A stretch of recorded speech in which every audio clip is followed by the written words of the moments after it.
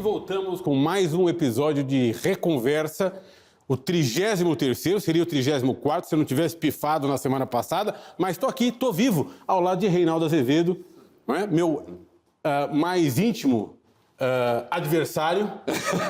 Adversário, não.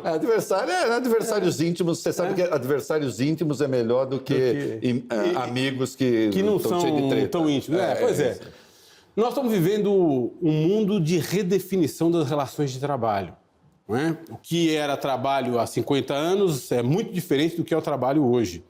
Sobretudo no contexto de alguma, se não grande precarização das relações de trabalho. É por isso que no episódio de hoje do Reconversa, a gente recebe uma figura muito importante que ocupa hoje a posição que outrora ocupou o presidente da República, Luiz Inácio Lula da Silva. Era a minha posição. Era a posição dele. Era a minha posição. Nós estamos aqui com Moisés Celege Júnior, o presidente do Sindicato dos Metalúrgicos do ABC. Moisés, muito obrigado por estar aqui conosco, bater um papo conosco. E é um prazer muito grande tê-lo no Reconversa. Ele que vai ter que atravessar esse mar vermelho, né? Não é moleza o que ele vai ter que fazer. O mar nem anda tão vermelho ultimamente, isso mesmo. A gente precisa ver isso também. É isso mesmo. Como representar essa nova classe trabalhadora? Nós vamos falar de tudo isso, mas a gente começa sempre pedindo um Wikipedia pessoal.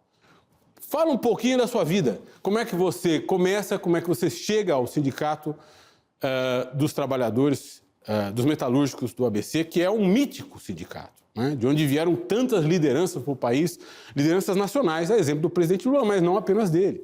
Outros de lá vieram também. Bom, primeiro deixa eu agradecer de estar aqui com vocês nessa conversa, nesse bate-papo, é um motivo de orgulho estar aqui com vocês. Eu sou um trabalhador, eu sou filho de operário, eu sou um trabalhador na Mercedes-Benz, é uma fábrica de caminhões e ônibus, em São Bernardo do Campo. Eu entrei lá em 1985, né? Portanto, eu estou há 38 anos na Mercedes-Benz.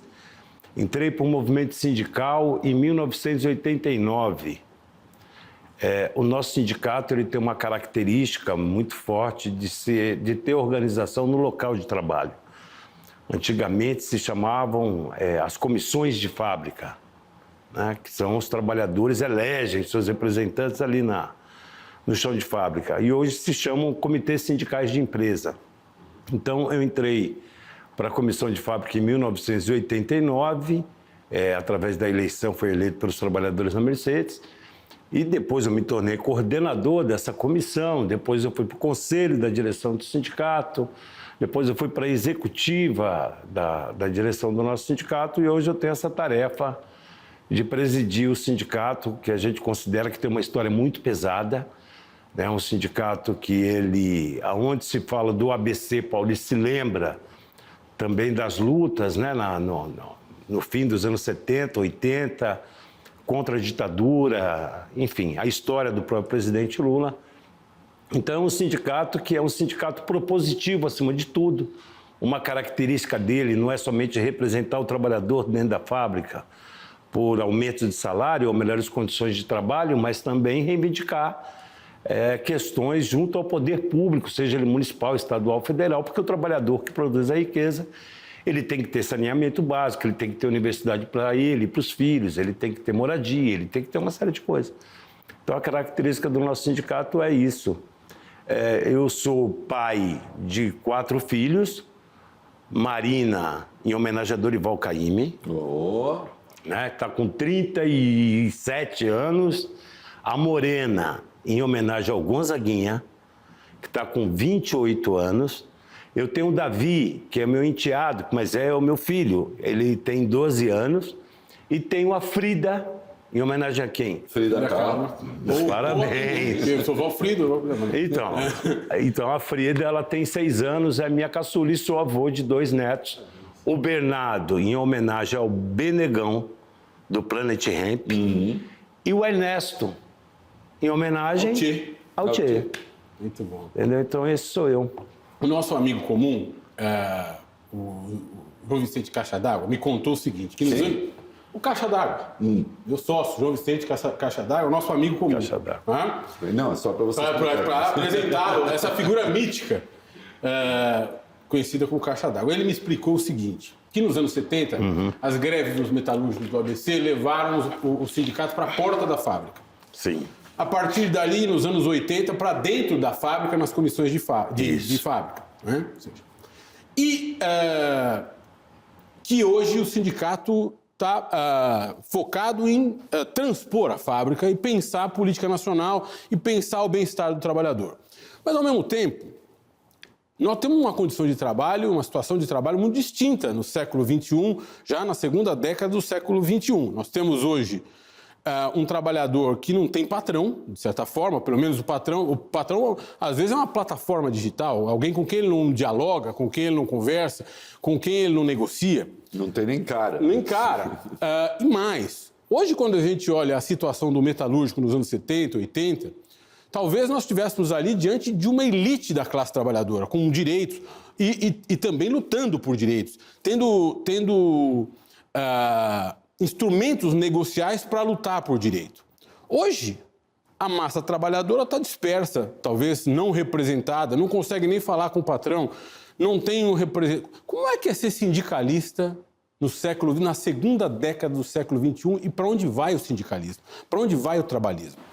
Não, primeiro, para a gente analisar isso, a gente precisa analisar primeiro o modelo sindical no país. É um modelo atrasado.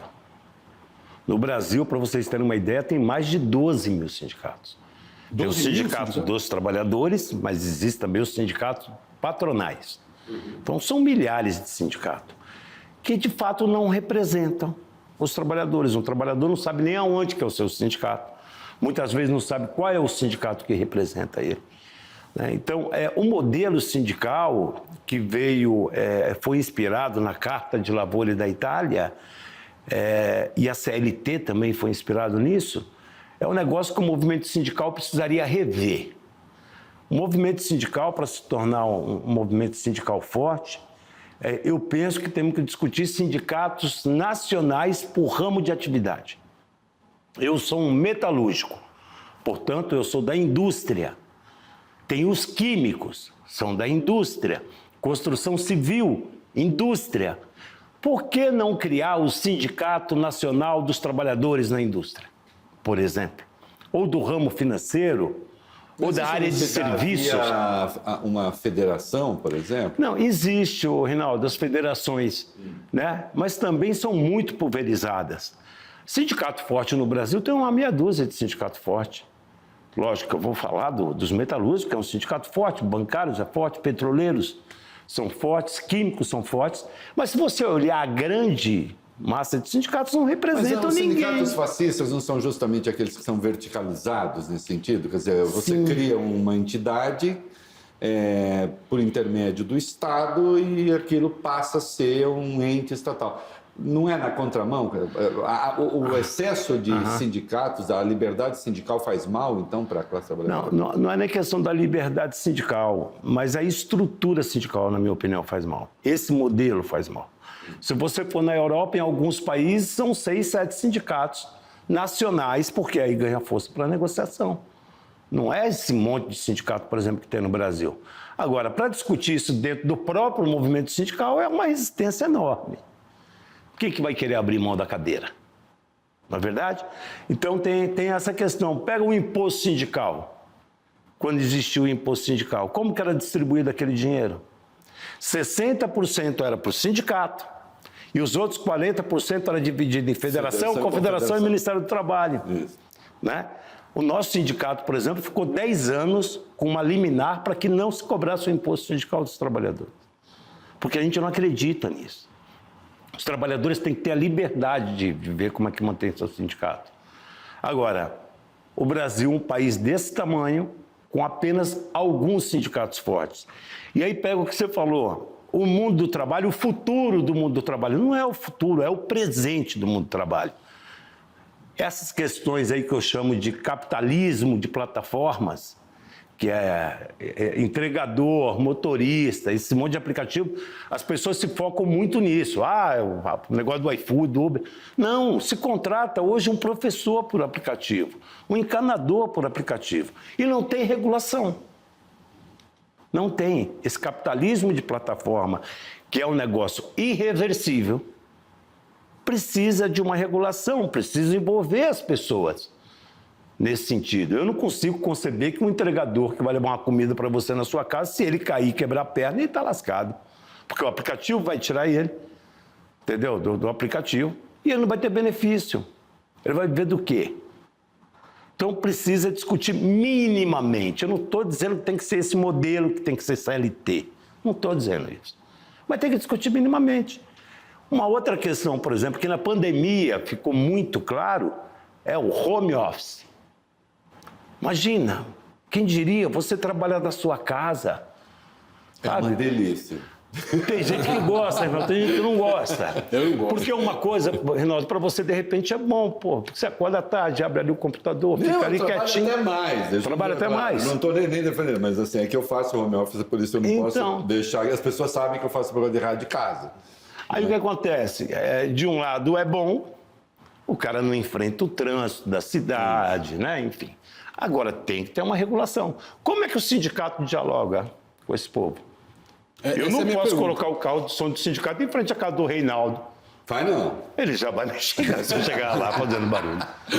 E quem é o patrão? Por exemplo, alguém vai entregar uma pizza, é maltratado pelo comprador da pizza. Maltratado, ou não deixa subir, ou faz um desaforo, ou seja, tem o que na Justiça do Trabalho se chama de assédio moral pelo empregador. Como é que acontece isso no mundo virtual, desse capitalismo de... como é que você... Eu chamo de capitalismo de plataforma. De plataforma, expressão brilhante. Nesse capitalismo de plataforma, como é que isso acontece? Não, pois é. Como é que você vai lá brigar? Com quem você vai brigar? Então o Estado, aí que está aquela diferença. Eu acredito que o Estado, ele tem o papel de regular algumas coisas. Regular a economia, regular isso. É uma realidade. É reversível, como eu disse. Isso aí não vai voltar atrás. Entendeu? Agora pega o home office. De repente, o Reinaldo é tranquilão, ele trabalha lá, ele gosta e tal. E a companheira que tem os moleques dela para cuidar, entendeu? Como é que ela vai estar lá na frente da câmera, na frente do computador, com o moleque amamentando, digitando, mas como é que é isso? E a questão da internet, que ela vai gastar mais, tem que discutir, regular. Tem que talvez ter um momento, por exemplo, que o sindicato consiga se conectar com os trabalhadores em home office, para levar lá uma pauta, para perguntar algumas coisas, para dialogar com os trabalhadores de home office. Né? Porque se fala muito e a tecnologia mudou muito rapidamente a nossa vida. Eu tenho 57 anos, embora não pareça. Mudou muito rápido. Você está muito bem. Você está bem. Nós temos 2 jovens de Boina hoje. Você sabe o que eu ia falar, né? Eu ia falar. Depois te dou uma dica de onde vende um monte, tudo baratinho. Legal. Estou precisando disso aí. Se você quiser. Nós não estamos falando de coisas, de categorias distintas, é dúvida mesmo, não estou contestando, não. Há esse entregador de comida, há o motorista do Uber. O motorista do Uber. Há o professor que, assim, que a diferença, né? O Uber foi criado, o Uber originalmente era assim, já que eu vou para lá, vou te dar uma carona e vou cobrar. E vou botar isso no aplicativo, estou indo para lá, quer ir? Era assim, era uma grana suplementar, né? Eu me lembro de histórias, lá no passado, uma vez até foi minha mulher que me apresentou, o sujeito era um jogador nos Estados Unidos, acho, de futebol americano, e ele fazia Uber também. Ganhava grana, mas já que ele ia para lá, ele dava uma carona. No Brasil virou emprego, e em vários países virou emprego com a crise, né? É emprego mesmo. Então, assim, o Uber, o entregador, etc. Isso é uma categoria. Sim. Ela precisa efetivamente de proteção.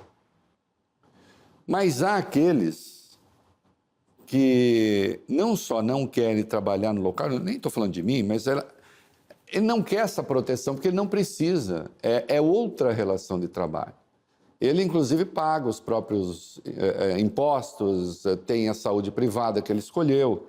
Quer dizer, ele prefere não ter uma relação de trabalho, prefere autonomia. O que eu estou falando assim, não são grupos distintos e certamente o grupo daqueles que precisam de proteção é muito maior, inequivocamente. Não, você tem razão. O meu compadre, lá no Rio de Janeiro, ele trabalha com Uber para completar a renda dele. Né? O Uber, quando ele não vai trabalhar, o Reinaldo, fica mandando mensagem para ele. Estamos com saudade de você. O nome dele também é Reinaldo. Estamos com saudade de você, Reinaldo. Você não vai aparecer mais? né? Ele também não quer pagar a previdência. Aí talvez seja porque o cara, ele trabalha ali no Uber ou no iFood para ele fazer uma renda. Se ele pensar que ele vai pagar a previdência, ele fala, pô, não quero isso aí para mim. Porque ele já ganha pouco com isso, ele tem que trabalhar para caramba para fazer um dinheiro. Entendeu? Então, talvez a discussão, o papel do Estado entra nisso. Eu estou dizendo que ele tem que ter proteção. Quem vai pagar a proteção, que eu acho que temos que discutir. Porque é isso que vocês falaram. Eu não sei quem que é. Se eu trabalho no iFood, eu não sei quem que é o meu patrão. Com quem que eu vou reclamar? Entendeu? Então, aí que entra o Estado. Eu acho que o Estado tem que pegar e discutir a regulação disso.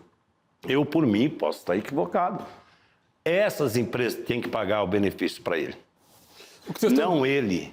O que vocês dois estão dizendo é que tem, dentro da categoria de trabalhadores por aplicativo, duas categorias. O eventual, sim, que vai lá completar a renda e que, de repente, nem tem interesse em previdência privada, nem tem interesse em direitos naquela relação, mas tem aquele outro que depende daquele trabalho. Sim, sim.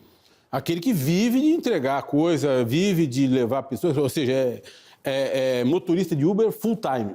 O entregador full-time. A renda dele sai disso. Sai dali, sim. É a única renda. Agora, vamos dar um passo para trás. Vamos falar um pouquinho, antes da gente seguir nisso, falar um pouquinho de como é que está o trabalhador à moda antiga. Porque a gente vê todos os dias notícias na TV e nos jornais do recuo de investimento, por exemplo, das montadoras fechando fábrica. Nós tivemos notícia da Ford que fechou a histórica fábrica no ABC.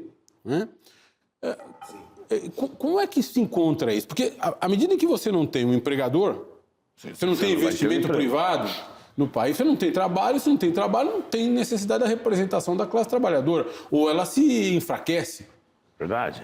Como é que você vê o recuo do investimento privado, sobretudo na região em que se encontra e atua o sindicato dos metalúrgicos? Deixa eu só contar uma história. Fala aí, Renato. Claro. Eu era militante trotskista, né? Lá no ABC. E Lula, sindicato e não sei o quê. Aí ele deu uma entrevista, acho que em 78, 79, ainda sindicalista apenas. E aí ele falou sobre os estudantes que ficavam... Esses estudantes podem parar de encher o saco e estudar. E a gente que ficava ali na periferia do movimento sindical, imagina, fim dos anos 70, começo dos anos 80, era uma efervescência formidável. Né? A gente, na verdade, invejava aquele troço e, claro, como bons arrogantes militantes, achavam que a gente precisava oferecer a eles a direção política, a famosa direção política. Eles não têm. Né? Um movimento espontaneísta, como é que é? Espontaneísta, obreirista, no pior sentido do termo. Sim. E nós... Né, são ensinados o que eles devem querer. Isso, precisamos dizer para eles o que eles devem querer e como é que a gente vai lá dar a direção revolucionária, porque senão eles ficam aí só reivindicando coisas, né, para melhorar o capitalismo. Lembra? Até tinha isso, né? Eles estão tentando melhorar o capitalismo quando diminuir as contradições do capitalismo. Vocês não sabem cada coisa absurda que a gente dizia. Mas era uma coisa efervescente. Hoje, eu acho que casa com a sua, é meio aborrecido, assim, está um pouco no automático, falta gente, de vez em quando marca reunião, não vai quase ninguém. Como é que é? Bom, para pegar a primeira parte das empresas, eu penso assim, que as empresas investem onde tem mercado. Uma montadora, o acionista coloca dinheiro na montadora e ele quer esse dinheiro remunerado. Ponto. E para mim, montadora é igual barraca de feira. Um dia pode estar num lugar, outro dia pode estar em outro. O Brasil é um mercado interessante, seja em automóveis, caminhões, ônibus, da indústria automobilística é interessante. Por isso que tem tantas empresas aqui. O Brasil talvez seja um dos poucos países do mundo que tem várias marcas de diversas montadoras instaladas aqui. Por quê? Porque tem um mercado promissor. Agora, o que faz essa empresa permanecer no Brasil e remunerar, vamos dizer, o acionista, é o mercado, a economia está crescendo. A economia crescer, o trabalhador tem renda, ele vai comprar um carro, ele vai trocar o carro, enfim. sabe? As prefeituras vão comprar ônibus, as empreiteiras, as empresas de logística, porque a produção está aumentando, vão comprar caminhões. Então, a economia crescendo é o segredo de tudo. Fica para todo mundo fica melhor. Se a economia não cresce, tem empresas que conseguem se sustentar por mais tempo e tem empresa que não. E a questão da estratégia mesmo, você pegou e citou a Ford. Qual era o carro que a Ford fazia? Ela foi fazer, Reinaldo, um carrinho chamado K. Feio pra caramba. Onde o mercado estava pedindo o quê? Investimento naquelas SUVs. Que acho que vocês devem ter SUV, aqueles carrão. Já tive. Então isso foi um erro estratégico também. Vamos aqui combinar que a Ford, com mais de 100 anos no Brasil, ela quis sair do país. Ela quis sair do país, né? Então, a questão das empresas e outras, nós estamos conversando com diversas empresas chinesas. Uhum. E, por óbvio, que eu quero trazer empresas chinesas para o ABC. Empresas de ônibus, principalmente de ônibus elétrico. Conversamos com umas 3, 4. E eu quero ver se eu consigo trazer pelo menos uma para o ABC. Aí eu tenho que vir aqui conversar com o governo do estado de São Paulo. Porque o ICMS a 18% é impeditivo de investimentos. Quem é que vai vir com esse jeito?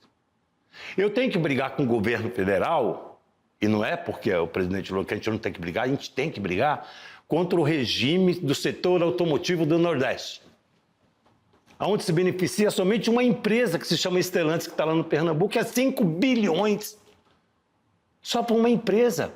Aliás, cada emprego... o caso está em efervescência neste momento. Você tem ideia do tamanho da briga que você está comprando? Eu sei, tem muita gente já colocando no meu... Faça uma exposição, porque senão, como eu opino muito, me meto, inclusive no meio da resposta dos outros, como você pode ver. Não, mas é legal.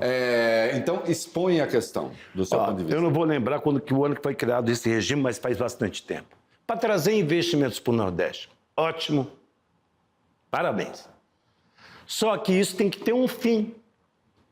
E o fim estava marcado para um ano, que eu não vou me lembrar agora, e depois para 25. Adiaram para terminar em 25. E agora terminando até 30 e... Não. Aí colocaram 10 minutos lá na reforma tributária para votar, colocaram estendendo até 2032. Isso, 2032. Aí vai nós, assim, a ligar para o meu deputado. Ô, irmão, não faça isso, não faça isso, não faz. Conseguimos derrubar por causa de um voto. E agora foi para o Senado. O que nós estamos discutindo com o governo? Tira esse negócio da reforma tributária. Tira. Faz uma medida provisória para discutir o setor automotivo no Brasil. São 5 bilhões. Vai, de vez de fazer até 32, não vamos arrumar briga. Faz até 30. E vai tirando 1 bilhão por ano, 20% por ano, e vai colocando no regime lá do setor automotivo da Rota 2030. E as empresas que pegarem e fizerem investimento em inovação, vê a questão do carro elétrico, do carro híbrido, aí as empresas têm que ter acesso a esse dinheiro. Não só uma. Ah, mas você é contra o investimento na Bahia. Não. Seja bem-vinda a chinesa que está ocupando a área da Ford, porque ela está trazendo novos investimentos. Não é esse o problema. Agora, o problema é uma, com 5 bilhões por ano, é tanto benefício que ela transferiu o benefício fiscal para Minas Gerais. 13 bilhões. Aí o pessoal mete o pau em mim. Mas eu tenho que discutir isso. Tem mesmo. Porque a discussão é desenvolvimento no país. Por que as empresas que estão aqui em São Paulo ficariam, gente? Não fica. A empresa lá do Pernambuco tem mais de 30% do mercado. É difícil. Eu quero competição igual entre eles. Entendeu? O benefício para trazer investimento para uma região, ele é bem-vindo. Até porque essa forma de subsídio e renúncia é investir num modelo que já deu errado. Quer dizer, se tivesse dado certo, fala assim, bom, vamos continuar, mas já deu errado. E outra, o governo, por exemplo, tem que colocar subsídio na que gera emprego. Quem é que gera emprego? As pequenas. E como eu disse, eu não estou preocupado com... Ah, mas é o governo... Não. Esse governo foi eleito para representar o projeto da classe trabalhadora desse país aqui. Eu quero que venha investimento, eu quero que as chinesas venham. Eu quero que elas transfiram tecnologia para nós. A única que fabrica bateria, a gente fala tanto de carro elétrico, ônibus elétrico, a única que sabe fazer bateria é a China. Então eu quero que elas venham. No início pode vir até em forma de CKD, né? Desmontado e montar aqui. Mas tem que ter um acordo com elas para elas produzirem aqui as peças, gerarem emprego aqui, transferirem tecnologia para cá. Para não correr o risco de ficar atrás das maquiladoras do México, que pega, traz e só monta e vende. E aí não gera emprego. A gente quer que produza para cá, que pegue, que crie a cadeia produtiva aqui, né? Com as empresas de autopeças, enfim, com seus fornecedores aqui, porque é para gerar emprego no Brasil. Agora, me conta uma coisa. Então, essa briga a gente não vai abrir mão dela, não. Mas onde isso está travado, na sua opinião? Rapaz, a gente está arrumando briga. A gente já conversou com o ministro Haddad, a gente já conversou com o ministro Alckmin, eu já conversei com o presidente Lula, eu já conversei com o cara da Casa Civil, eu já conversei com um monte de gente. Já conversou com o Arthur Lira? Rapaz, parece que nós vamos conversar qualquer dia desse. Aí conversei com o Pacheco, conversei com o Alcolumbre semana passada. É bom. Eu só converso com duas pessoas. Deus e o mundo, Renan. Eu vou conversar com todo mundo. Mas é isso que eu ia perguntar. Eu vou conversar com todo mundo. Porque, para quem olha de fora, deveria ser, ou pelo menos parece, muito fácil para você. Por quê? Vamos lá. Presidente Lula. Os sindicatos metalúrgicos do ABC é a casa do presidente Lula. Sim, comecei lá. Mas eu sou o presidente dele, pô. Pois é.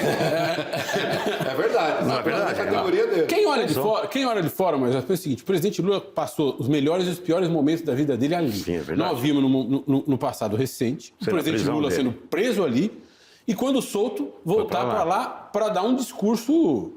Deu um discurso épico ao ser preso e deu um discurso épico ao ser liberto ali. Né? Sim, é verdade. No sindicato dos metalúrgicos do ABC. Me parece, para quem vê de fora, pensa o seguinte, o Moisés, a hora que entra no ministério, é como se fosse o presidente Lula, não é assim? Não, é lógico que o peso do sindicato abre portas. Abre portas, eu confesso isso, é lógico. Tem uma pauta do sindicato, qualquer ministro abre as portas para nós. Agora, a gente quer debater a pauta. Eu estou dando exemplos do regime do setor automotivo do Nordeste. Entendeu? O governo quer que continue, por óbvio, e nós não queremos. Então, o presidente Lula, pelo fato dele ter sido presidente do sindicato, 3 vezes presidente do país, eu defino o presidente Lula em relação ao sindicato como, às vezes, ele é pai, mas às vezes ele é filho. Antes dele ser preso, ele era um filho que foi para casa. Quando ele foi eleito presidente da República, ele se torna um pai. Mas, acima de tudo, é um amigo. Só que a gente vai fazer aquilo que ele nos ensinou. Quem morre calado é sapo embaixo da pata de boi. Eu não vou aceitar. Ele pode me xingar, não tem problema. Pode xingar. Eu vou brigar, e acima de tudo, para mim, o que é mais importante é que eu sou o presidente do sindicato mais importante do país, e eu vou brigar. Eu acordo de madrugada e vou para a porta de fábrica. Mano. A Tamara, que é minha assessora de imprensa, fica, mas pô, 4 horas da manhã, é 4 horas da manhã. Eu vou para Brasília lá brigar. Até hoje eu não sei porque que a manifestação precisa começar às 4 da manhã, guerra precisa começar às 4 da manhã. Por que não marca tudo depois do almoço? Por que não marca tudo depois do almoço? Depois do almoço. Não, mas você pegou um negócio, por exemplo, depois do almoço, Reinaldo. Quer ver uma coisa que o movimento sindical precisa fazer? É conversa, depois do almoço. Uma coisa que o movimento sindical precisa fazer, você estava falando aí no início e tal. O Brasil, a jornada é 44 horas semanais. Precisa reduzir para 40 horas. Então tem que ser uma bandeira do movimento sindical. Não tem que ser o governo para dar, não. O movimento sindical tem que pegar a bandeira das 40 horas semanais e lutar para isso. Qual é a bandeira do movimento sindical hoje? Quando a CUT foi criada, era redução de jornada, sem redução de salário. Tinha uma coisa, Reinaldo, que era férias em dobro. Você que você pode se pôr lá no... Era férias em dobro. Qual é a bandeira? Os juízes e os procuradores. Que tem isso aí, né? Entendeu? Então tem que ter as bandeiras, entendeu? Agora, a relação com o presidente Lula, ela é de amigo, mas o sindicato ele tem que cumprir o papel dele. O sindicato, por exemplo, tem 3 coisas que nós estamos trabalhando. Essa questão da aproximação com a base. Porque sindicato não existe no Sua base tem quantos? 77 mil. Então, eu não vou ficar só nas redes. Aliás, eu nem conheço isso, quem faz é minha assessora. Quantos são sindicalizados esses 77 mil? A gente está com 35 mil. Aí, eu não vou ficar só nas redes. Importante, é bem importante você dialogar nessas redes e tal, importante. Mas eu quero estar lá. Eu quero falar bom dia pro cara. Eu quero cumprimentar ele. Esse é um trabalho que a gente está fazendo muito forte. Um outro trabalho que a gente está fazendo muito forte é essa questão do protagonismo que o sindicato tem, que você falou. Eu quero recuperar esse protagonismo. Então eu vou de madrugada em porta da fábrica e à tarde eu vou para Brasília para comprar o governo. Eu vou de madrugada na porta da fábrica, mas eu vou visitar o MTST. Porque o trabalhador precisa de moradia. Eu vou de madrugada na porta da fábrica e vou no MST. A luta da reforma agrária. Então, esse protagonismo a gente está recuperando. E uma outra engrenagem que eu chamo é a questão da transição geracional. Eu sou o último da minha geração. A molecada tem que assumir o sindicato. Para a gente criar quadros, lideranças, a gente tem que pegar e formar hoje. Eu quero formar quadros para daqui 30 anos. Quem que vai estar à frente na defesa do projeto da classe trabalhadora daqui 30 anos? Eu preciso formar hoje com a realidade do mundo do trabalho de hoje. Eu preciso ter formação, a pessoa precisa entender como é que funciona a sociedade. Qual é a luta do projeto da classe trabalhadora? Que tal? O que é esse projeto? Se não é a gente nada mais do que ser feliz, do que ter casa, do que ter comida, um dinheirinho no bolso, sabe? Ter um carrinho, pode ser elétrico para andar com a família, ter universidade para os filhos, ter cultura. São reivindicações que fizeram a classe média do ABC. Sim, é verdade. Uma classe média grande, de consumidores, não é? Sem o viés político. Eu pergunto, como é que fica o viés político nessa reivindicação aí? Então, eu acho que o presidente Lula, com o passar do tempo, ele aprendeu que o projeto da classe trabalhadora, que a gente defende, que nada mais é do que ser feliz, escola, educação, cultura, tudo isso, depende da política. Por isso que ele criou um partido. Né? Criou um partido. E é engraçado, porque antes da criação do PT, a esquerda no Brasil era representada por intelectuais. Inclusive alguns que iam nas greves lá dos anos 70, pelos anos 70, dizer como é que a gente tinha que fazer a greve, né? Então eram intelectuais. Depois que nasce o PT, com base na Igreja Católica, alguns intelectuais, aí nasce o primeiro partido de esquerda popular. O PT se tornou um partido de esquerda popular. A direita sempre existiu também. Mas a direita, antigamente, eu via aqueles caras, aqueles liberais, que falavam, o mercado que tem que tomar conta de tudo, esquece esse negócio aí. Só um parênteses, era por um partido popular no sentido de que tinha uma pauta comprometida com o povo, e de massas, porque nós tínhamos uma esquerda que pretendia ser popular no sentido de defender o povo, mas que jamais tinha sido de massas. Boa parte dos intelectuais brasileiros, os quadros eram de onde? Do PCB. Era do PCB. Então, mas assim, quando eu digo popular também, porque ele estava enraizado, né? O PT estava enraizado nas favelas, nas fábricas e tal. A direita liberal, que a gente conhecia, que o mercado toma conta de tudo, que o Estado não tem que se meter, essa direita se enfraquece também. Quem representava bem isso, quando o PSDB nasce, o PSDB que eu chamo de autêntico, de Covas, Fernando Henrique, que alguns chamavam de social-democrata, que é um exemplo, o partido ele vai perdendo força, e quem cria força do lado direito é a extrema-direita que está aí. Que do mesmo jeito que o PT nasce com uma base na igreja, eles nascem com uma base na igreja. Né? O pentecostal, que está na favela, que está na fábrica. E hoje nós temos uma extrema-direita popular no país. Se a gente não reconhecer isso, e isso acontece porque na política não existe espaço vazio. Acho que depois da primeira vitória do presidente Lula em 2002, eu acho que passou pela cabeça de alguns que estava tudo resolvido com a eleição do presidente.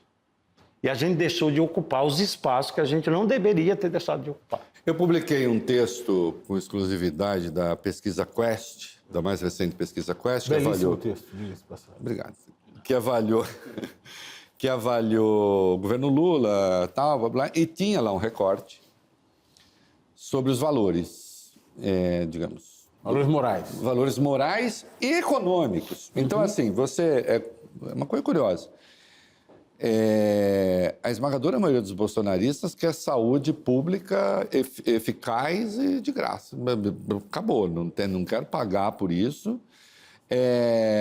Quase metade é contra a privatização. Não é assim, é pela privatização. Ou seja, dos eleitores do Bolsonaro. Dos eleitores do Bolsonaro. Dos eleitores do Bolsonaro. Né? Então, eles têm uma pauta...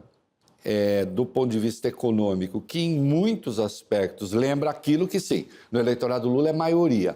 Ali não chega a ser maioria, mas quase. Mas, por exemplo, quando vai para os valores, a maioria dos bolsonaristas é contra a venda de armas, sabia? E posse de armas.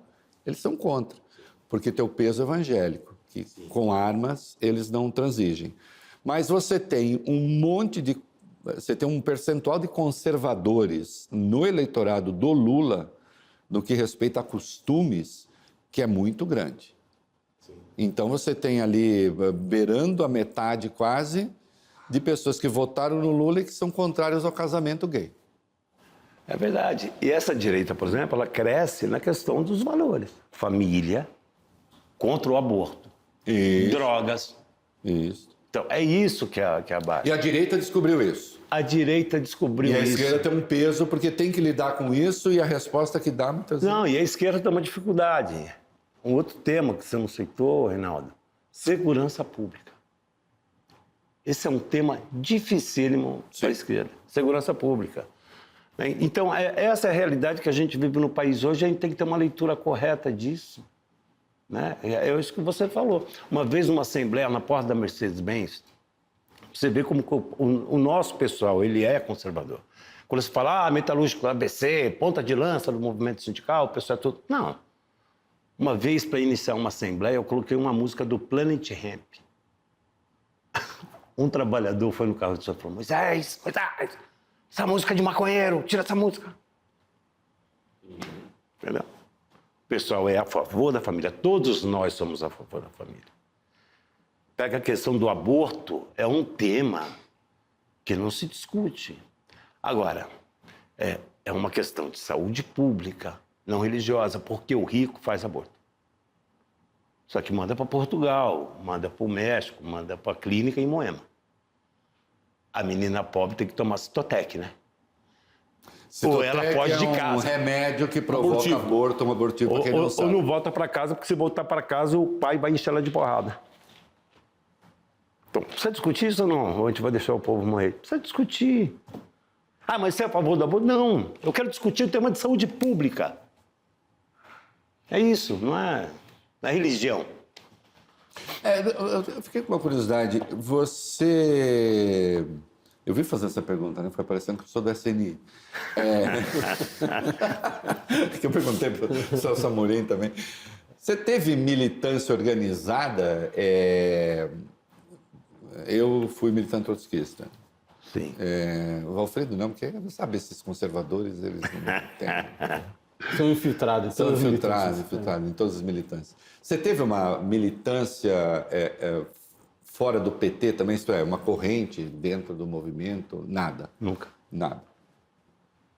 A sua formação política vem do meio sindical? Vem do meio sindical, da fábrica. A sua escolaridade? De montagem. Eu tenho um antigo segundo grau, né? Sei. Sabe onde que eu terminei de estudar? Naquela Fundação Roberto Marinho, que tinha lá... Eu saía da linha de montagem e lá dentro da Mercedes mesmo tinha lá o curso para a gente terminar o segundo grau, né? Porque teve uma época que as empresas, para pegar certificado, daqueles certificados ISO 9000, ISO não sei o quê, os trabalhadores tinham que ter a formação. Os sindicatos tinham um curso de formação política. Hoje tem esse curso de formação política, em que ele consiste? Tem. Ele consiste, primeiro, em mostrar os valores que a gente defende. Porque quando a gente fala o projeto, os caras pensam que a gente é engenheiro ou arquiteto, né? Mas não, a gente fala qual é a sociedade que a gente quer para os nossos filhos, tal. Consiste nisso. Consiste em contar a história, né, da classe trabalhadora no mundo e consiste também em em contar o que nós estamos vivendo hoje. O trabalho não é mais aquela, na época do presidente Lula, com a Volkswagen com 50 mil trabalhadores, sei lá, com um monte de gente. Não. A gente conta que hoje existe também uma indústria 4.0. Mas no Brasil ainda também existe a indústria 0.4. A gente conta que existia uma política industrial no Brasil que representava 35% do PIB. Da indústria de transformação representava 35%. Hoje não representa 10%. Sim. A gente conta que o Brasil não pode ser um exportador de commodities. O Brasil tem que exportar, tem que ter a indústria para ter valor agregado nas exportações. Eu não quero só exportar o mamão para o Japão. Quero exportar o mamão e exportar o doce de mamão. Eu não posso só exportar soja e milho e derrubar a árvore e matar índio como o governo anterior. Entendeu? O agronegócio é importante? É. Mas o pequeno agricultor também é. Que é ele que coloca comida na sua mesa, não é o agronegócio que coloca. O governo do presidente Michel Temer fez uma reforma trabalhista, uma reforma sindical e uma reforma previdenciária. Sob a lógica de que, diminuindo a tutela das relações de trabalho, ia aumentar a quantidade de empregos e os empregos seriam melhores, de melhor qualidade. Isso aconteceu? Isso não aconteceu? Se não aconteceu, foi culpa da pandemia, ou foi culpa da regulação, ou foi culpa do país, de um modo geral, que é um país não competitivo e incapaz de gerar, por outros motivos, esses postos de trabalho? Não, primeiro que era mais fácil se cruzar a perna do que aquilo lá acontecer, né? Na verdade, na minha opinião, a reforma trabalhista, a reforma sindical, não digo nem a previdenciária, para mim ficou uma coisa muito clara. Aquilo foi feito para pagar os empresários pelo apoio que teve contra a presidenta Dilma. Porque todo mundo sabia que aquilo lá não ia virar emprego. Todo mundo sabia. Eu lembro que ele falava, ponte para o futuro, né? Que ele falava, não era? Era ponte para o futuro. Era o programa do PMDB, um documento que o PMDB criou. Era o documento do PMDB. Não ia criar emprego. Ele tirou direito dos trabalhadores. Ele quis quebrar o movimento sindical no país. Porque o movimento sindical ele precisa ter um financiamento para ele sobreviver.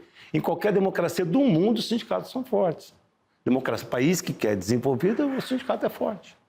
Ele quis destruir o movimento sindical. Isso eu falei para o ministro dele. Falei para o ministro dele lá em Brasília que eu encontrei. Ele quis quebrar o movimento sindical financeiramente. Qual pode falar? Era, como que é o nome dele lá, pô? Marum, pode ser? Esse aí. Marum. Eu disse que eu converso com duas pessoas, né? Deus e o mundo, converso com todo mundo. Então eu disse para ele, entendeu? Porque hoje está se discutindo o financiamento do movimento sindical. Porque entenderam que... E geração de emprego, para mim, é a economia crescer que gera emprego. Não é decreto, não é enfraquecendo os sindicatos. Não é isso. O que gera emprego é a economia crescer. Se a economia não cresce, não tem emprego. A imprensa a minha categoria, fez uma grande confusão entre a contribuição sindical, no caso decorrente de uma negociação coletiva, e a recriação do imposto sindical. Mais uma vez, eu vou pedir para você fazer a diferença e dizer, afinal de contas, o que foi que o Supremo decidiu, né? E o Supremo não decidiu recriar o imposto sindical. Porque eu acho que imposto sindical vocês continuam contra. Eu lembro que era uma luta histórica da CUT. Sim. Aliás, opunha a CUT e a CGT, à época, na minha época, né? Que não era a União Sindical, como é que é hoje? Era o UGT. UGT, né? E continua a ser, eu acho, contra o imposto sindical, né? Então, acho que é a oportunidade de esclarecer. O imposto sindical, que existia antigamente, era descontado um dia de cada trabalhador, e esse valor era revertido 60% para o sindicato da categoria, os outros 40% eram divididos em federações, confederações e Ministério do Trabalho. A CUT nasce contra isso, o Reinaldo tem razão. Nosso sindicato ficou 10 anos com uma liminar para que não descontasse isso, né? Agora, o que foi decidido é o que a gente chama no ABC de contribuição assistencial, né? A gente chama de taxa negocial, na verdade. Eu produzo um acordo, Reinaldo. Eu consegui agora com algumas empresas a reposição do INPC e consegui mais 2% de aumento real. Eu fiz um acordo. Eu consegui isso para os trabalhadores. O que a gente defende? Que os sócios do sindicato, eles não paguem essa taxa. Por quê? Porque eles já financiam o sindicato durante todo o ano. A gente defende que aquele que não é sócio do sindicato pague uma taxa porque ele se beneficia do acordo. Então, é isso que foi julgado lá, no STF. Ah, mas tem direito de oposição? Sim, claro. Como o acordo é coletivo, que é decidido em Assembleia dos Trabalhadores, amplamente convocada, um trabalhador pode dizer, eu sou contra, e defender lá. Tem a fala para ele defender que ele não quer que pague. Ah, mas não pode ser oposição individual? Através do WhatsApp? Não, porque o acordo é coletivo. Então, tem que ser de forma coletiva. Não é verdade? Então, é isso que discutiram no STF. O movimento sindical ele precisa ser financiado pelos trabalhadores. E eu penso, sim, isso é bom porque os sindicatos que não produzem acordo não têm a taxa. O sindicato, para ter o financiamento dos trabalhadores, ele vai ter que ser sindicato forte, vai ter que fazer bons acordos. Senão ele não vai ter, né? E o que o Supremo decidiu é que não é inconstitucional, ele não está impondo nada a ninguém. O Supremo decidiu, não é inconstitucional cobrar essa contribuição. Assistencial, né? Que é o nome. Eles chamam assistencial. A gente no ABC chama de taxa negocial, porque nós fechamos um acordo. Ah, mas não teve o aumento. Não tem a taxa. Não trouxe benefício, né? Os americanos destruíram o seu movimento trabalhista e seus sindicatos. Fizeram isso, de certa forma, de uma maneira intencional e, de outra maneira, também para reprimir o crime organizado que, em alguma medida, se acoplou aos sindicatos naquele país. Mais recentemente, o presidente Lula teve na abertura da sessão da ONU e fez uma fala junto com o presidente Biden que lança um movimento de apoio, de tutela nos Estados Unidos ao trabalhador e às organizações de trabalho naquele país. O Biden falou a favor de uma greve lá. Exatamente. Participou da greve. Das montadoras. Participou da greve. O que me parece um elemento, uma situação de refundação do trabalhismo e do sindicalismo nos Estados Unidos. Um momento, pelo menos, de tentativa no contexto do governo democrata do Biden. Por que isso, na tua visão? Por que os americanos estão tentando resgatar um trabalhismo perdido naquele país?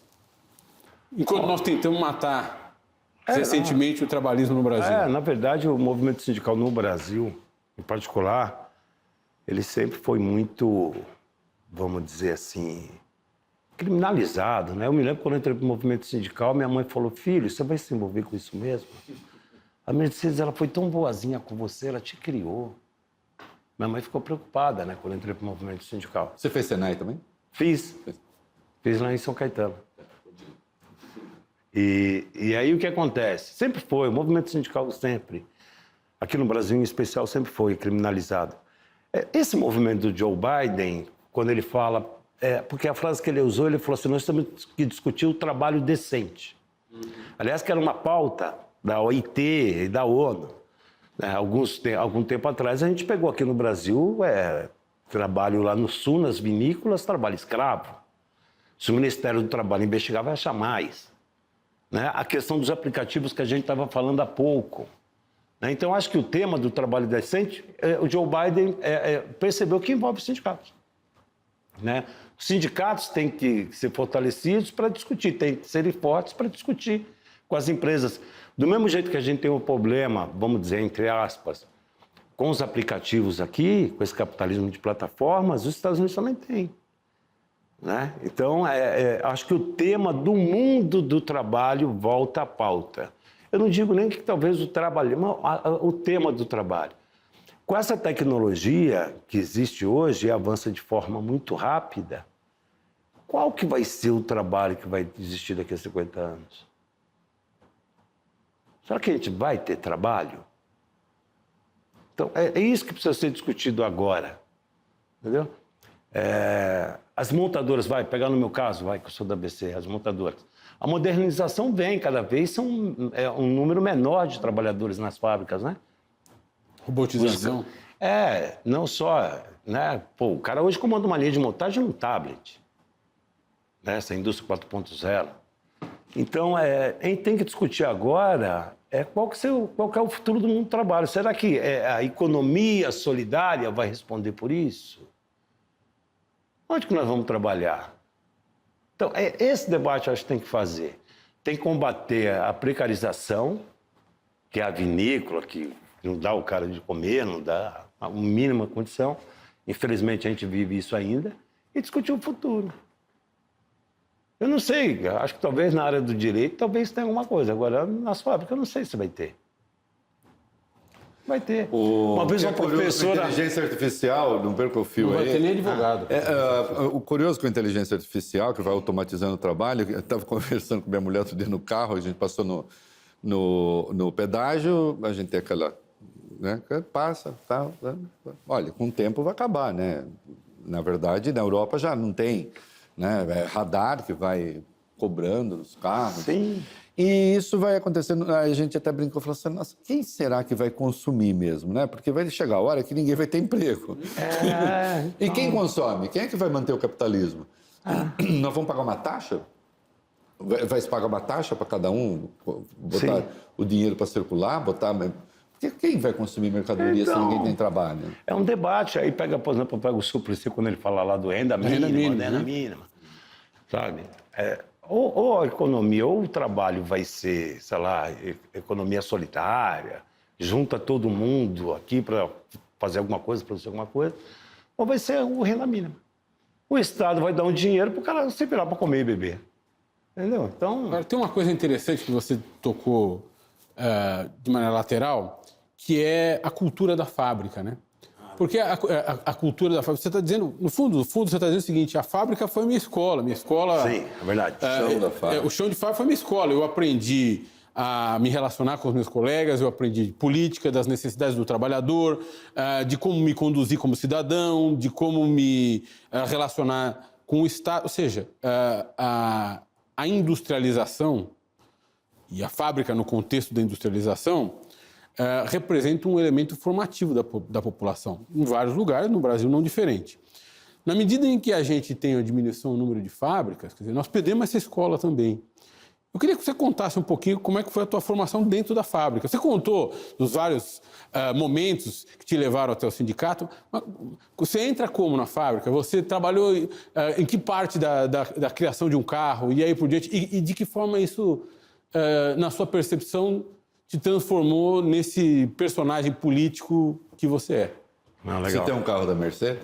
Não, que é isso, não. Quem dera. Mas eu defendo que todos os trabalhadores tenham acesso a Mercedes-Benz, né? Não, então, quando eu entrei na fábrica em 85, eu sou filho de operário. Meu pai entrou na Mercedes-Benz em 1966, o ano que eu nasci. E ele saiu de lá em 87. Por isso que minha mãe disse, você vai se meter mesmo com o sindicato? O sindicato que te criou, a Mercedes que te criou. Entendeu? Por isso que ela falava isso. O meu pai nunca foi um militante sindical.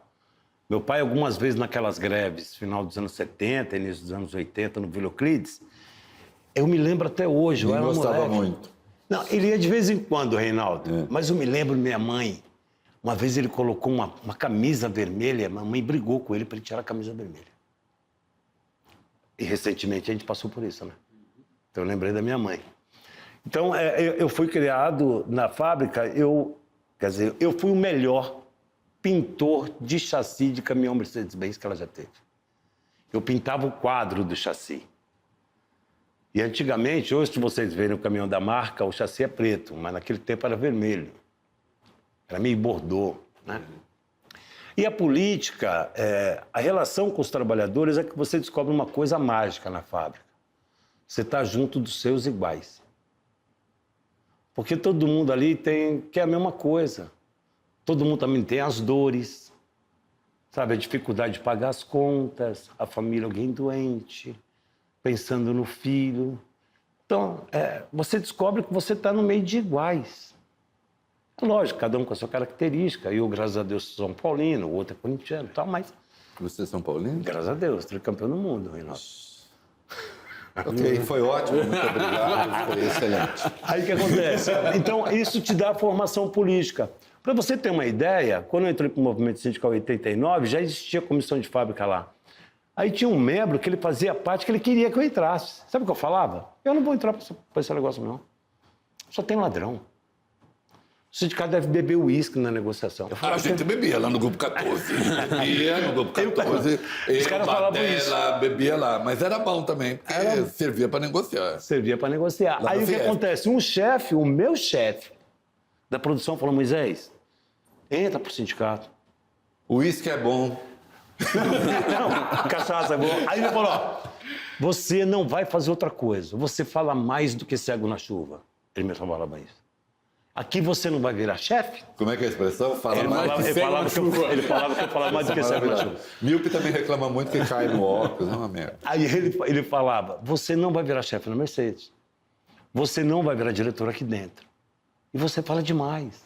Vai pro sindicato. Você conhece o seu sindicato? Meu chefe. Seu sindicato é o mais importante do país. Você conhece o sindicato? Eu falei, não. Ele falou, então vai conhecer. Quer ser bocudo, vai ser bocudo no lugar Lá, certo. porque eu brigava mesmo com ele também. Acho que ele queria se livrar de mim. Né? Entendeu? Então foi aí. Ele que me levou para o movimento sindical praticamente, junto com esse companheiro que hoje mora no Ceará. Que é o Você se Bezerrinha. tornou um diretor de sindicato em que ano? 1989, entrei para a comissão. Quando eu fui para a executiva do sindicato, para o conselho da executiva foi 2007, 2008. Já por aí. no final do segundo mandato do presidente Lula. Que é do meio para o fim, né? Foi. E quando é que você conhece o Lula? No sindicato? Conheço o Lula no sindicato. É porque, às vezes que ele ia no sindicato, a gente queria se aproximar do cara, né? Porra. Então tinha as atividades lá, eu me lembro. Um mito. Sacanagem. Em 89, na eleição pro Collor, que ele perdeu a eleição, aí ele saiu para descansar depois da eleição, e aí ele foi fazer uma visita no sindicato. E tinha acontecido aquele negócio daquela ministra, o Reinaldo, catar o dinheiro do povo, Zélia, né? Aquela ministra, Isso, que Zélia confiscou. Cardoso de Mello. Isso. Confiscou. Aí o pessoal, nossa, aí, ó, todo mundo, aí não votou no Lula. E fez uma... Não fez o L, não. Essa... não tinha L. Aí fizeram uma camiseta no sindicato dizendo assim, não reclame com aquele L verde e amarelo, dois L, não reclame Collor. comigo, votei no Lula. Isso. Aí ele chegou no sindicato e deram uma camiseta para ele. Aí ele olhou, pegou o microfone e falou, companheiros, está tudo errado. Tinha que fazer uma camiseta, reclame comigo, porque eu votei no Lula. Entendeu? Então ali talvez foi a primeira vez. No governo dele, quando eu já estava na executiva do sindicato, aí a relação ficou mais próxima, É principalmente por causa verdade, da Dona Marisa. me permite, porque se não reclama comigo, votei no Lula, é hostil. Você não atrai ninguém. É a mesma coisa, o cara votou no Bolsonaro, se o cara vier falar comigo, eu vou falar para ele que eu não vou conversar com ele, eu vou abraçar ele. Tem que abraçar ele, falar, irmão, vem comigo. Né? E, então a Dona Marisa, ela criou uma aproximação muito forte, né? Comigo e tal. Então, a Dona Marisa também fumava, né? Então, às vezes ela estava no sindicato, mas vamos ali comigo, fumar um cigarro. Entendeu? Aí criou uma relação, aí criou uma proximidade maior com ele. Entendeu? Então hoje a gente tem a liberdade de xingar, falar umas besteiras de vez em quando. E filiado ao sindicato só tem petista ou simpatizante petista Não. ou tem bolsonarista lá Não, que opa, confronta? Tem bolsonarista. Não que confronta. É um pouco isso que o Reinaldo falou da pesquisa. Tem gente, por exemplo, que é a favor da família, dos bons costumes, sei lá, que esse negócio que a direita está defendendo, mas acho que o sindicato é importante. Então tem filiados ao sindicato que necessariamente não é a favor do PT. Que bom que é assim. É a democracia. Entendeu? Agora temos que trabalhar isso para ver se a gente caminha. Né? Eu já causei certa confusão, assim, alguns xingamentos da esquerda. Porque eu lembro, em um dos textos que mais foram contestados, eu disse que o Lula encarnava valores conservadores. Você falou isso aí, Renan? Falei, faz Muito tempo. Conservador no seguinte sentido. Você querer mais condições de trabalho, melhorar o salário para comprar carro, para consumir mais, para não sei o quê, isso pode ser tudo. Socialista não é. Porque, na verdade, isso reitera o sistema. Socialista, de fato, é você se organizar no sindicato, no que for, para tentar ser disruptivo, para tentar romper o sistema. O Lula... Você pode encontrar o que você quiser do Lula. O Lula falando que tudo bem consumir droga, isso não tem. Nunca. Zero. O Lula defendendo qualquer coisa como famílias alternativas, eu não estou fazendo juízo de valor. O Lula, como um petista, vai defender os direitos fundamentais de todo mundo, sem dúvida. Né? O PT faz isso. Mas ele mesmo não encarna isso. E agora eu vou fazer uma graça com você. Eu não imaginava, quando eu tinha 17 anos, lá em 78, enchendo o saco de sindicalista no ABC, 78, 79, ver um sindicalista de brinquinho. Tem um close no brinquinho dele, olha lá, close no brinquinho. Agora, falando sério, você vê que estudo que eu falei? Muito sério. Quais são os valores hoje dessa classe trabalhadora com a qual você lida? São valores coincidentes com isso que a gente vê no Brasil, que o Brasil deu uma endireitada, entortou, mas endireitou, se é que vocês me entendem. É verdade. Deu uma endireitada para a tortura, né? Opa, ficou ambíguo de novo. O Brasil ficou ruim, foi para a direita, ficou pior. Muito, né? Esses trabalhadores com os quais você lida, eles têm esses valores, que são esses valores desse Brasil que está aí, ou não? Por exemplo, você tem um núcleo... É concebível um núcleo LGBTQIA+, no sindicato? Tem um núcleo negro no sindicato? Tem a discussão sobre gênero? Está lá? Sim. Eu não consigo imaginar, por exemplo, um trabalhador sindicalizado muito politicamente correto, assim, nas piadas, nas brincadeiras. Não, acho que não. Acho que é um pouco isso também. Né? Não, os trabalhadores... Nos apelidos. Apelidos. Nos apelidos. Os apelidos tem até hoje. Mas por que eu uso a boina? Porque teve um pessoal que começou a me infernizar no sindicato. O pessoal me chamava do quê? Kojak. Olha só. Os caras começaram, velho da van. Aí eu Kojak Aí eu falei, vou colocar um boné. Aí a Amanda, que é minha companheira, falou, não, coloca uma boininha. Por isso que eu coloquei a boina. Olha, gente, eu não chego assim, tá tão lustroso, porque claro que essa altura cria demanda, né? Mas... Então, os valores, os trabalhadores são a favor de uma série de coisas, são contra diversas outras coisas. O trabalhador é a favor da família, todos nós somos a favor da família. Ninguém é contra a família. Mas esse a favor da família, eu tenho de perguntar, porque quem está assistindo... Muita coisa, né? O que é a favor da família? A família... Homem, mulher, criança, Sim. Ou um casal... um casal gay, um casal gay. lésbico... Eu fui sábado no casamento de um casal gay. Os trabalhadores... Ligado ao sindicato? São trabalhadores os dois do sindicato. Sim. Os trabalhadores não têm aquela... tem que morrer tudo esse povo aí, um monte de viado. Não. Tá. Eles não são contra isso. Esse casamento, essa união. Eles não são contra. Eles defendem... os caras são felizes... Deixa de ser feliz, do jeito que eles querem. Eles são contra os trabalhadores armas. Porque eles sabem que a arma, na mão de uma pessoa que... Quem usa arma ou é polícia ou é bandido, gente. O trabalhador pensa aí. Isso. Quem foi preso? É bandido, é a polícia que usa arma. Então eles pensam assim. Assim, eles não têm... Tem um monte de gente que faz isso por alegando autodefesa, porque tem medo de ser assaltado, não sei o quê. O problema é que essas pessoas... Quando existem, quase sempre se dão mal, né? Porque o bandido toma a arma dela ou mata. Ou mata. Mas continua. Ou ela machuca alguém dentro de casa. Isso. Ou é pior ainda. Então, eu tenho uma filha de 6 anos. Estamos vendo nos Estados Unidos agora, o horror. Pois é, então os valores dos trabalhadores... tem algumas características dos trabalhadores que é diferente do pessoal de antigamente. Por exemplo, antigamente eu queria trabalhar numa montadora para ganhar bem, sabe? Para mim ir no baile, naquele tempo era baile, né? Sabe, para mim se dar bem com as menininhas, tomava Campari, que ser era um ruim demais. metalúrgico da Naquela Mercedes, da Ford, Poxa, da elite Volkswagen, especialmente ser ferramenteiro, aí era assim, era um negócio... Eu era da linha de montagem, mas mesmo assim, pô, metalúrgico e tal. Hoje a molecada não quer saber de comprar carro, por exemplo. A molecadinha não quer, eu quero ter um carro. Não. Pega o aplicativo. Isso. Entendeu? Eles não pensam em comprar uma casa. Aluga.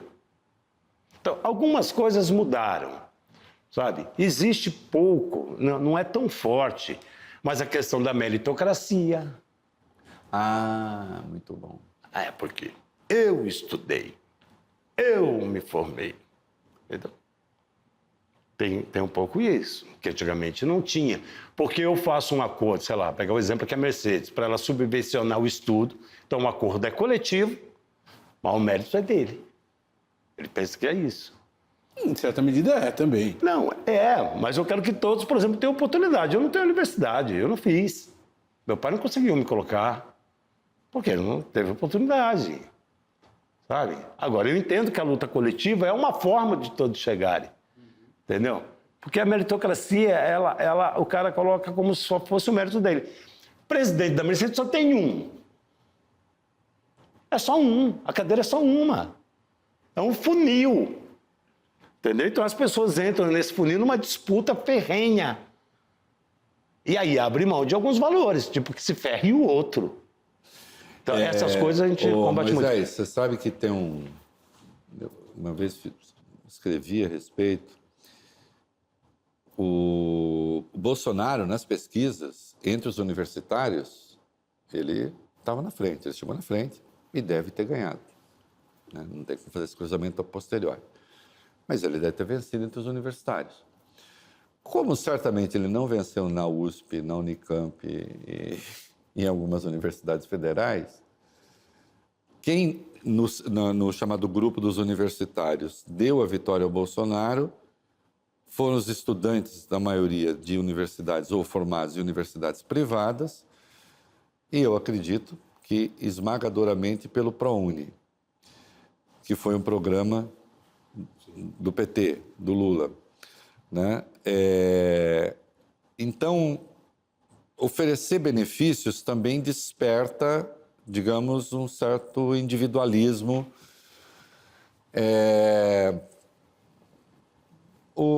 No fim das contas, a gente acaba lutando por uma sociedade mais individualista, você também? Não, assim, você tem razão que o benefício, ele traz um certo individualismo. Aí eu acho que é um erro de quem criou o programa, entendeu? Por exemplo, você pega o ProUni, ou você pode pegar até o Bolsa Família, que seja. Tem que estar identificado ali para quem recebe Bolsa Família ou se beneficia do ProUni, que é um projeto de governo, desse governo. O outro é contra. Então, não é dar, eu não quero dar. Eu quero educar, eu quero formar quem recebe o benefício. Mas aí você esbarraria na lei. Não, então vamos discutir no Congresso. Como? Discutir no Congresso. Então vamos discutir lá, né? Entendeu? Porque muitas vezes, por exemplo, eu falei do Congresso, às vezes eu fico achando que o PT briga muito por cargo do Executivo e esquece embaixo. Pega, por exemplo, a Câmara como que é hoje. Aí todo mundo fica lá cedendo a caixa pro Centrão, não sei o que, tem que ceder, você não tem governantes. Se tivesse maioria, mas voltar nesse negócio que você falou do benefício. Não, a gente não luta por uma sociedade individual. É lógico que tem o seu mérito individual, não estou dizendo que não tenha. Entendeu? É lógico, a pessoa correu atrás, ela se esforçou, lógico, não deixa de ser um mérito. Mas a luta nossa é que o coletivo tenha as mesmas possibilidades. Eu quero que todos tenham o mesmo direito de ter acesso à universidade. Se ele vai optar por ir ou não, mas eu acho que o benefício tem que ser de forma coletiva e... Seja o mais sincero possível, de verdade. Você acha que o governo está indo bem? Eu acho que poderia estar melhor. Desenvolva. Não, eu acho que o Brasil, esse governo, o governo atual, ali pegou a casa muito bagunçada. Imagina, você entra numa casa, o fogão está todo lascado, a geladeira não está funcionando, tá todo sujo. Aí você tem que arrumar, entendeu? Então, eu acho que nesse momento, está terminando de arrumar a casa assim, eu sempre pego um exemplo, essa criação do PAC agora é sinal que a casa já está meio arrumada, entendeu? Agora vamos trabalhar para melhorar. Então, eu sempre pego o PAC. Agora, quando eu falo que pode melhorar, é porque tem potencial para melhorar, sabe? É lógico, esse ano é diferente dos 2 primeiros governos do presidente Lula. É diferente, e ele sabe disso, por óbvio. Sabe? O Congresso é outro, o Senado é outro. O poder do Congresso é outro. O poder do Congresso é outro. O poder do Judiciário é outro. Agora, ele é aquela figura, né, cara? Que por mais que eu possa, de vez em quando, brigar com ele, mas eu tenho que reconhecer que ele é uma figura que nasce a cada 300 anos. Porque depois de tudo que aconteceu com ele, depois do dia 8 de janeiro, ele reuniu os governadores de todos os estados, dar o bracinho e atravessar a praça para ser solidário com quem mandou prender ele, aí são poucos, né, que fariam. Entendeu? Então, algumas coisas eu acho que o governo está bem, outras coisas pode melhorar. Deixa eu voltar um pouquinho na pergunta do Reinaldo, que eu acho que é interessante isso que o Reinaldo disse, o que você respondeu e que a gente pode desenvolver um pouquinho mais. Quando eu vejo, por exemplo, a política de cotas, da qual eu sou defensor, eu acho que ela peca por 2 aspectos. Primeiro, precisa de uma assistência técnica quem recebe esse benefício. Não basta você colocar o menino ou a menina na universidade e largar, não tem como se locomover, não pode comprar o livro. E mais do que isso, falta um pouco de conscientização de que aquilo é um privilégio, quer dizer, na realidade é um privilégio que decorre de uma tutela do Estado e que tem que ser revertido, no caso das cotas sociais, para ajudar outras pessoas pobres. E no caso das cotas raciais, para ajudar outras pessoas negras excluídas da universidade.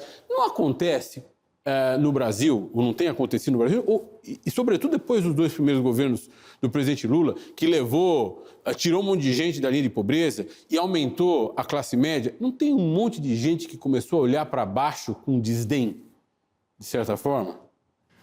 Pô, que é difícil essa pergunta, hein, mano? Não, eu acredito que sim. Eu acredito que, na verdade, sempre no país sempre existiu uma elite, né? Sempre existiu uma elite. Essa questão das cotas, por exemplo, o Brasil foi o que mais trouxe negro da África, né, gente? Tem que ter uma política de reparação no país. É justo isso que tenha. Entendeu? Antes de chegar aqui no estúdio, eu almocei aqui no lugar do lado de uma escola riquíssima que tem aqui próximo de vocês aqui. Comentei com a minha assessora, mas não são todos que vão estudar ali. Então tem que ter uma reparação porque o país fez. Provavelmente não tinha nenhum negro saindo da escola. Não, no almoço só tinha branco, é verdade, ó, só tinha branco. Então tem que ter uma política de reparação, sim. É justo que tenha. Agora, a elite do país, ela olha meio assim mesmo. Ela Mas não gosta. O que o Valfredo está dizendo é se esses que receberam o benefício Vamos olhar torto para nós? também olham para aquele que ainda não tem, Sim. E dizendo assim, né, se esquece, porque, de fato, não tem esse engajamento, quer dizer, a pessoa não está obrigada a se engajar a nada, né, que é uma coisa que o MST faz, né, quer dizer, você consegue terra através do movimento. Se você é alfabetizado, você tem que alfabetizar. Se você foi à universidade, você tem de ajudar alguém a ir à universidade, nas mesmas condições que você foi. E aí por diante, ou seja, esse sentimento de que nós somos mais do que um ajuntamento de pessoas, nós somos uma coletividade, falta para as políticas públicas de viés social, no meu modo de ver. Né? Agora entendi. Não, você tem razão. É um pouco do que você está falando do menino jovem que fala, pô, eu me tornei universitário porque eu consegui. Né? E não foi só porque ele conseguiu, foi um grupo de pessoas que o antecedeu, né? E que lutou para que ele chegasse ali. Isso mesmo. Né? Mas existe um pouco isso aí mesmo, de quem consegue. Por isso que eu acho que não é só dar o negócio. Tem que dar uma formação para que ele não olhe feio para aquele outro que não conseguiu. Você tem razão. Então, eu acho que falta isso. Falta isso. Olha, vem cá. A pesquisa da cota, não sei se você sabe, tem uma pesquisa sobre cotas recente. O desempenho dos cotistas e dos não cotistas é igual. depois de algum tempo, são ótimos. ele é igual. São ótimos. Não tem o cotista ficou sempre com desempenho abaixo. Não, chegam juntos. E há situações excepcionais que você tem cotista que é melhor, mas não porque é cotista. Enfim, mas o fato é, o cotista tem o mesmo desempenho do não cotista. Só que não fosse a política de cotas, ele não estaria lá. Né? Então, se tem o mérito, claro, no curso do estudo, né?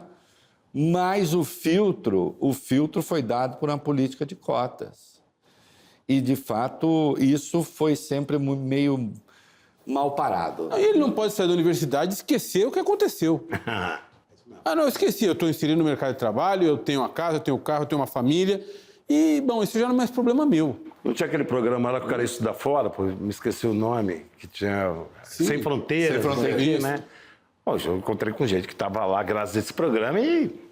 Esqueceu do seu país. Assim como eu acho perfeitamente discutível, isto é, devemos discutir, porque não existe, eu acho que em curso uma universidade pública deveria ter um tempo de prestação de serviços para o público. Também acho.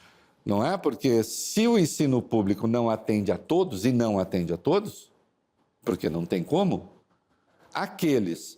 mas eu consegui porque eu passei no vestibular, porque eu estudei. A depender do curso, você só passou no vestibular porque você fez um cursinho privado e, portanto, né, na verdade, pagava escola privada, foi para a universidade pública e deixou de pagar. Deixou de pagar no terceiro grau. É isso aí mesmo. Olha só, quer dizer, você passa a vida estudando numa escola privada, pagando os tubos que nós sabemos, né, Valdir? É isso mesmo.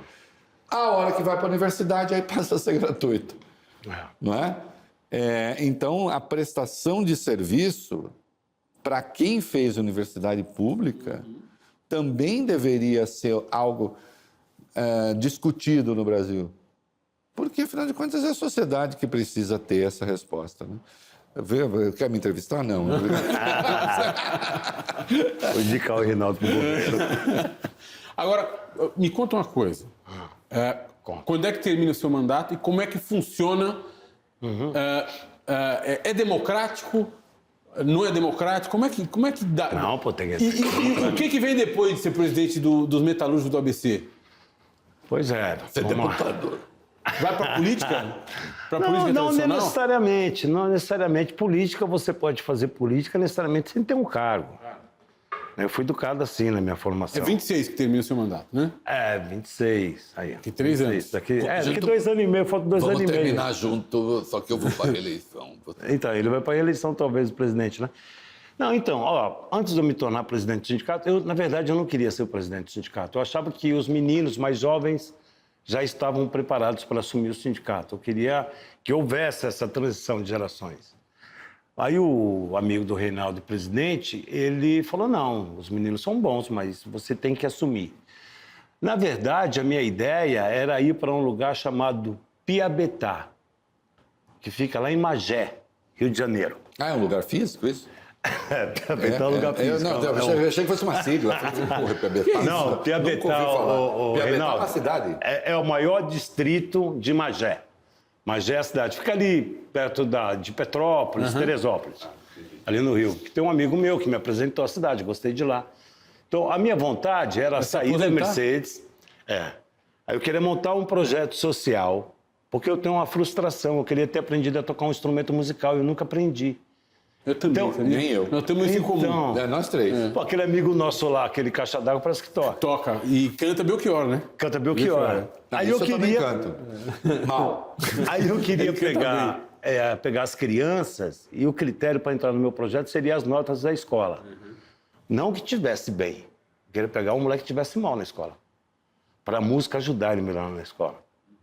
Pegar monitores, buscar dinheiro lá do comércio, sei lá, bater na porta do prefeito, do estado, sei lá. E fazer isso. Para depois, no final do ano, a molecadinha se apresentar, sabe? Tocando lá os instrumentos. Eu queria isso daí. Aí o presidente falou que não. O presidente Lula. O presidente Lula falou que eu tinha que presidir o sindicato. Então, eu terminei o mandato do meu antecessor, que saiu pela metade, porque ele se aposentou na Volkswagen. Ele tem uma regra lá que ele teria que sair.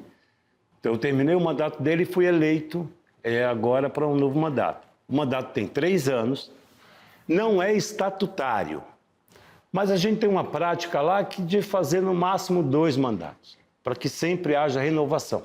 Então você pode ir até 2029. Não, eu termino em 2026 e aí passo para um outro. A ideia é essa, não está no estatuto, mas a gente trabalha com essa possibilidade sempre. Ah, você está no segundo mandato? Porque eu terminei, eu peguei pela metade o anterior. Sim, é verdade, você acabou de falar. Peguei pela metade o anterior. Então, a ideia é essa.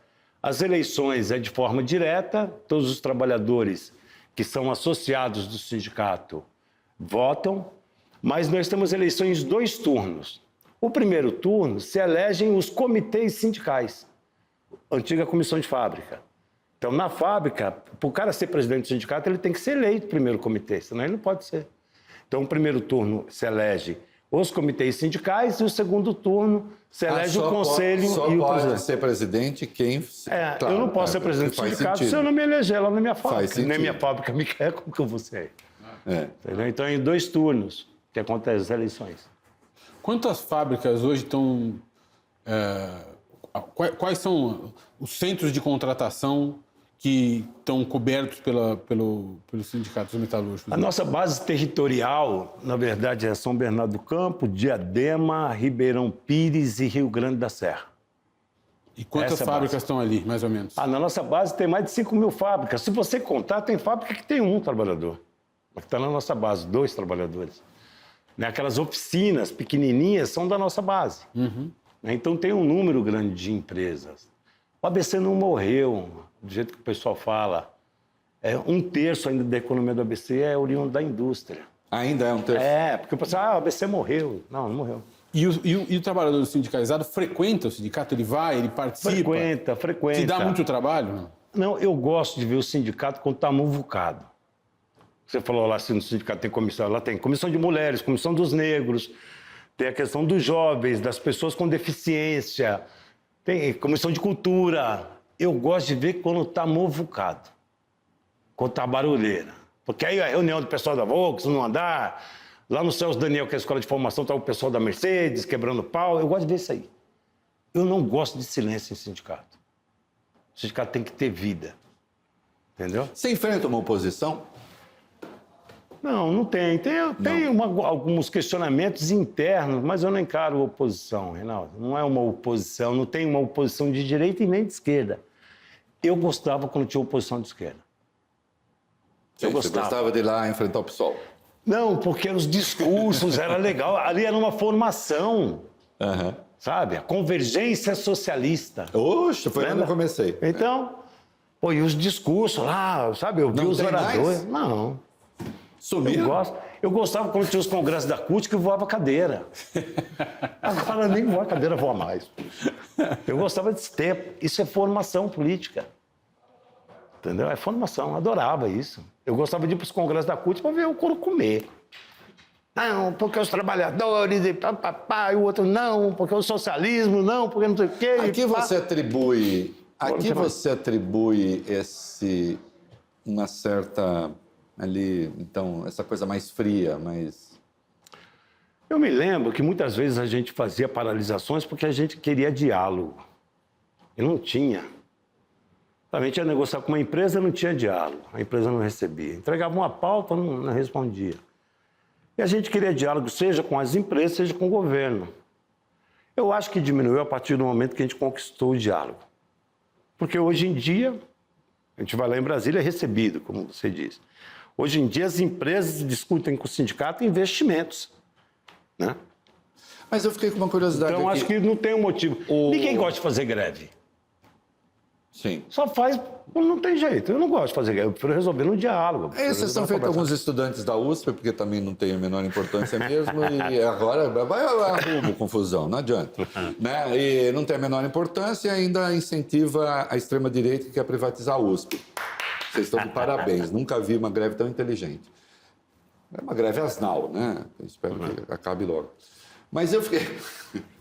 Você vê minha capacidade de arrumar confusão? É boa também. Não, eu acho que é bom, isso engrandece o debate. Isso engrandece o debate. Eu acho legal isso aí.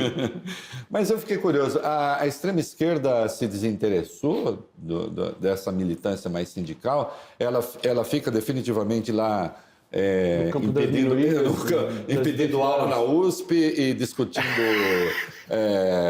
cercando a universidade com cadeiras, o que eu acho inacreditável. Eu nunca fiz isso na Libilu, imagina. E mais um campo identitário, quer dizer, onde os trabalhadores estão, eles não estão. Não, na verdade, qualquer extremo, seja de direita ou de esquerda, é prejudicial. Nenhum trabalhador apoia extremo. Porque tem muito cuidado com isso, né? Porque a extrema esquerda, quando ela está no extremo, ela está muito próxima da direita. E a extrema direita também. Então, o extremo é perigoso. Já diz, é extremo. Isso não leva a nada. Entendeu? Então, dentro do movimento sindical, os trabalhadores perceberam que não leva a nada. Dentro da extrema esquerda, aonde que tem um sindicato que represente? Não tem. Talvez, eu nem digo extrema esquerda, pega lá o São José dos Campos, talvez. Pega um pessoal aí que fica gritando que nem um louco aí, sabe, jogando pedra na lua. Não, tem um pessoal que joga pedra na lua, Renan. Tem que resolver, outra expressão irmão. boa. Qual que é a proposta? Para onde nós vamos? Qual é o futuro?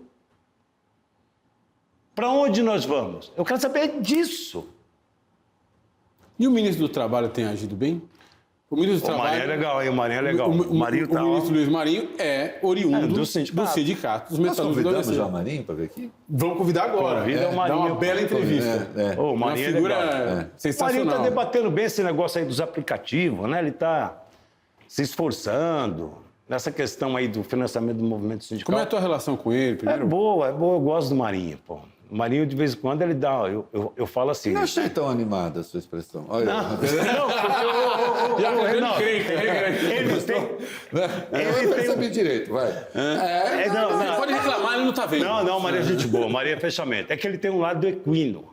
Equino? Dá uns coices de vez em quando. De vez em quando ele dá uns coices, mano. Ele é meio mal-humorado. Marinho, de vez em quando dá. Mas eu gosto muito do Marinho, tenho muito carinho por ele.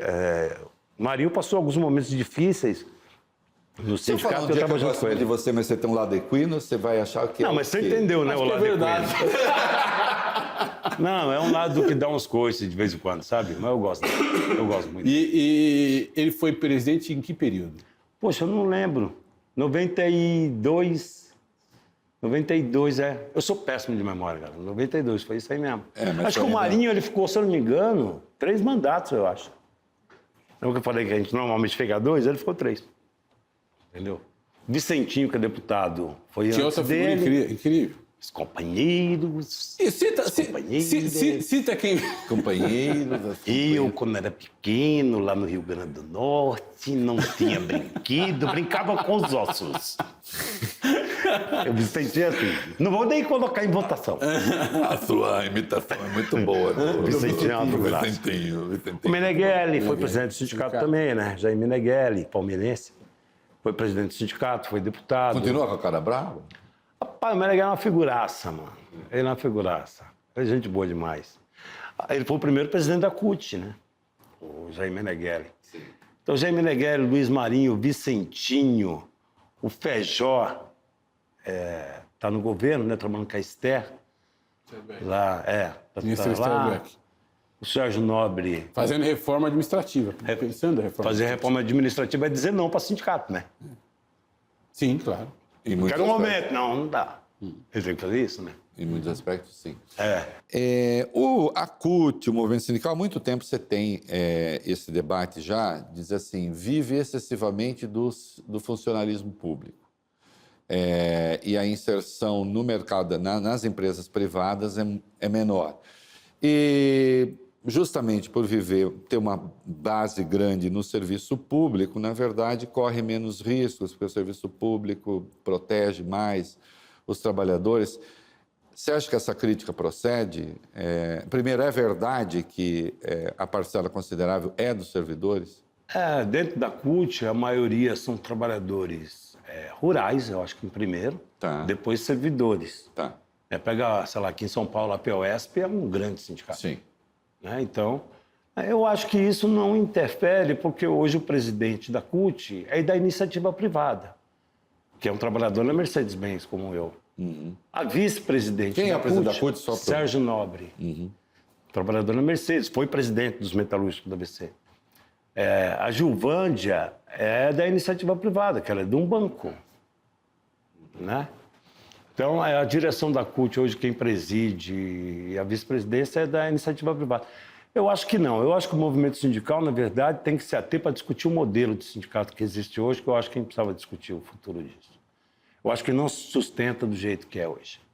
Sabe, sindicato por cidade, por categoria profissional, por região. Uma fragmentação muito grande.